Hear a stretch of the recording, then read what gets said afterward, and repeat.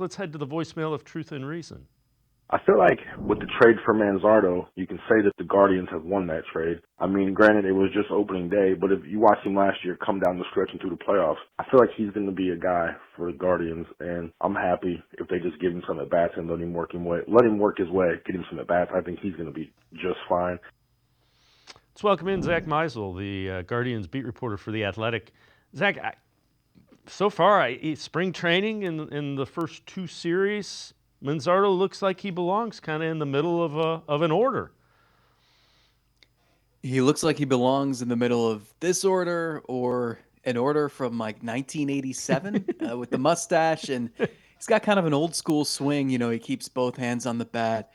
I was thinking Don Mattingly as I was watching him on opening day, and then I pulled up a video of Mattingly hitting a home run in 1995, and it's vintage Manzardo right there. So I'm sticking with that comparison, and obviously, if the Guardians get that sort of production out of their the future first baseman and present day DH, I think they'll be thrilled. So, yeah, I mean, he looks like he was born to hit. I agree. Like that trade had a lot of promise from the beginning. He was dealing with a shoulder injury when they traded for him about 2 years ago, and you wondered what Aaron Savali would do in Tampa, and they never really fixed him the way Tampa fixes a lot of pitchers. So it already looks good.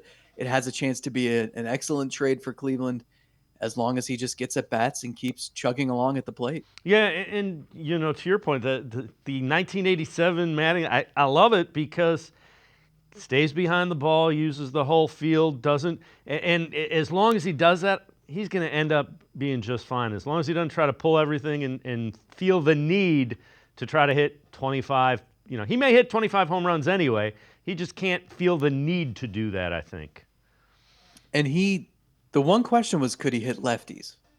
And then on opening day, he hit a double, a triple, and a home run, all off lefties, right? So it's in there. He hit another home run later in the series off a lefty. I said to him over the weekend, I said, like, you know, a lot of times young players come up and they get shielded, and especially left-handed hitters, the manager just wants them to focus on righties. And if you prove you can hit righties, then maybe you can face both sets of pitchers. And he said, look, I've hit lefties my whole life. Like, this doesn't have to be a thing I can play every day. And so far, he's proving it.